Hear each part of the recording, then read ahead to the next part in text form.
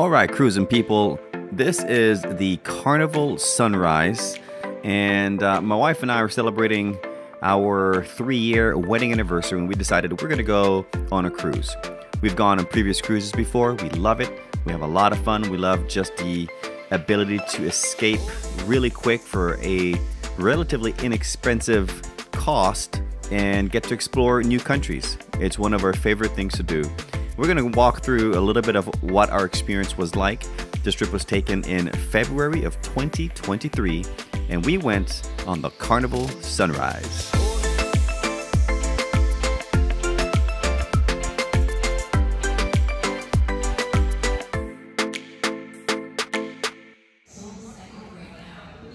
Happy anniversary.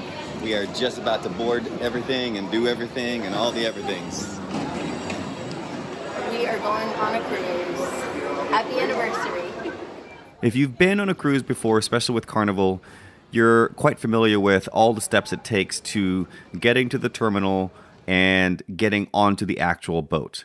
Let's talk about security. This was one of the easiest trip to get through security. I think from the time we stepped into the terminal to actually getting onto the boat, it was maybe 10 minutes.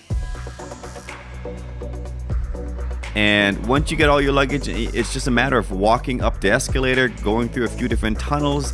Welcome to the Carnival Sunrise. We are about to board as we celebrate 3 years of being married. And voila, you're on the boat and your cruise is officially beginning. You'll step onto the cruise through the atrium located on Deck 3. It's a great place to listen to live music and enjoy your favorite drinks throughout the cruise. From the atrium up the elevators to our room. Hello, Mrs. Evans. Hello. For this cruise, we are staying on Deck 7. We have an aft extended balcony room. It's a little bit of an upcharge from an interior room or an ocean view room, but we wanted to try something different this time, and since it was for our anniversary, we splurged a little and did something special for ourselves. The balcony is really nice because you have your own private outdoor area. We have our morning coffee out there and do our quiet time. You know, in the middle of the day when the deck can be a little busy upstairs, we can just be in our own private space, still be outside, but not affected by other cruisers. On the first night of our cruise was our actual anniversary day. So we chose to go to the Steakhouse. This is not included in your cost, so this is going to be extra. But it was a wonderful experience. For the level of food that you get, the level of service that you get, it's a 3-course meal. This would easily cost 3 times more than what the cruise ship actually charges you. So we had a wonderful night just wining and dining and being able to have some alone time that evening.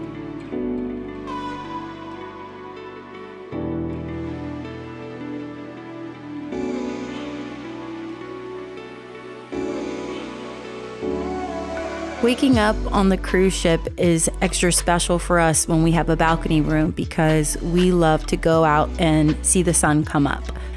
Normally we are not morning people when we're home, but on a cruise it's extra special to wake up to the glow of the sun and to just watch it come up over the horizon. Each Carnival ship is unique and different from others. This ship offered some unique restaurants that we had not tried before. One of those was Bonsai Sushi. Hi, pretty lady. Hello. Little Asian place on the cruise ship. Yes. While they didn't offer a full menu, they still had a lot of our favorites. Miso soup, bento box, and a few very delicious sushi options to choose from.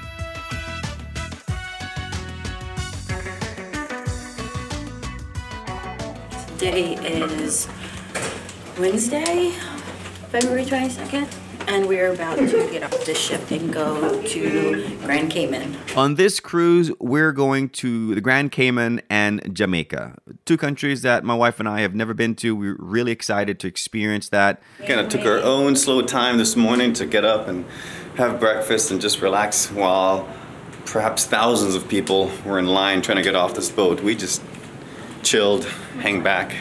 Now, we're gonna see if we can get off the boat. I'm Caribbean, she's from DC. We've traveled quite a bit back home to Belize, where I'm from, and we've experienced a bit of the Caribbean vibe, but we've never experienced these two particular countries, and so we were excited to see what these countries had to offer.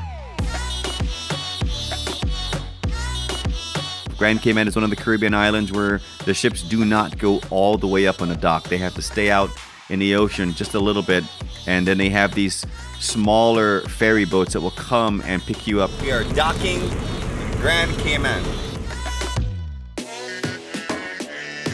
From there you can jump on land and start to explore or go on an excursion if you have purchased one. My wife and I chose not to do an excursion at Grand Cayman and just to walk around. And we did that. It was beautiful. The water right there at the port was some of the bluest, more turquoise water you have ever seen. The kind of stuff that you expect to see at high-end resorts. It was right there at the port. You could literally just walk right into the water and start to snorkel, start to swim, and it'd be a perfect experience. I, for one, was blown away by just the level of cleanliness that the port had and the easeability to just walk around and explore. Now, getting back to the boat is something you need to pay attention to, because if you wait until the last moments before you have to get back on the ship, you'll find that most people do the exact same thing. Why not? They want to experience their stop for as long as possible, right? That makes sense. But be prepared to be in extremely long lines to get back to the ship. Consider being in a line with maybe 1,000 people, sometimes more, standing still in the hot sun and just waiting your turn to get on the ferry boat to get back to the cruise ship. All right, we made it. That was quite the long line. So keep that in mind as you plan out your day. Whether you have an excursion or not, you may want to consider getting back just a little bit earlier than most folks would, so you don't have to wait in line if that's not your thing. The following day, we are in Jamaica. In Jamaica, we were able to dock right at the port.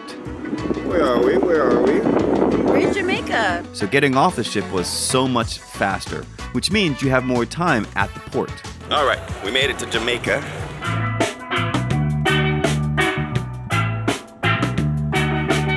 On this particular stop, we decided to do an excursion. And our excursion included climbing a 300-foot waterfall and ending it at a beach with lunch included. We were very excited about this. After jumping onto the tour bus, we drove only about 30 minutes or so to where we would start climbing the falls. This one was rated at a moderate physical fitness level. And I gotta say, it was a lot of fun, a decent amount of adventure. It was a great opportunity to show you just how beautiful Jamaica is. We finished the falls.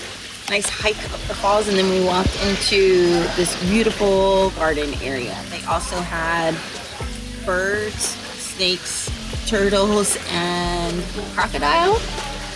And we just had a nice walk through the garden, seeing all different types of plants and herbs that they grow here and use in a lot of different ways. We had a really great guide, and he was really helpful, letting us know the names of all the beautiful things we're getting to see here in Jamaica. By the time we got to the very top of the 300-foot plus waterfall, turning around and looking back into the jungle and seeing the shoreline a few miles so far down the way, it was a beautiful way of ending that trip. And getting on top of this walkway so that we can take a nice photo was a really nice keepsake. I would highly recommend doing an excursion like this in Jamaica, because there's so much to do, and you really want to have an experienced tour guide to show you around, and with the guarantee that you're going to have a great experience.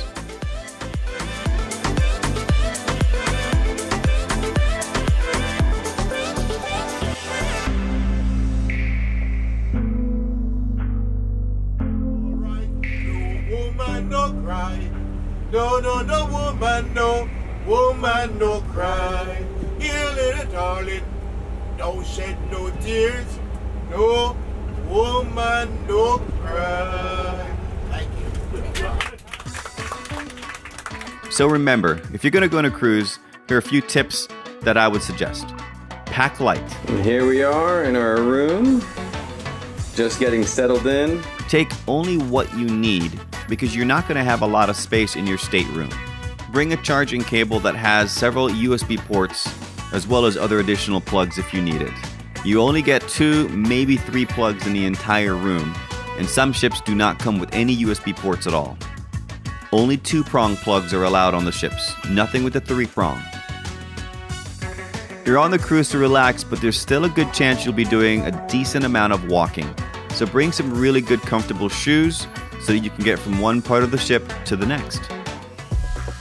If your plan is to be up on top of the ship to get as much sun as possible, you're going to want to get there a little early in the morning because it gets pretty crowded pretty quick and most people are there for the entire day. So there's a good chance that if you don't get a seat in the morning, you're probably not going to get it till much later in the day when people leave. Same thing for lunch. Lunch typically starts around 12 o'clock and ends around 2:30 or 3 p.m. If you try to get there around 12 or 12:30, good luck, you'll be at the back of the line waiting for a solid 30 minutes. My recommendation is to get there closer to the end, around 2:30. The food is always going to be there and fresh, and the lines are going to be significantly shorter. The last tip I have is the one that we should follow no matter where we are and what we're doing. Be kind. Always be kind.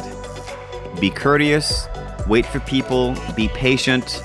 You, like everybody else on a cruise ship, is there to relax and have a great time, and your crew of almost 1,000 people are highly trained to ensure that you do just that. Have a good time. So happy cruising, everybody.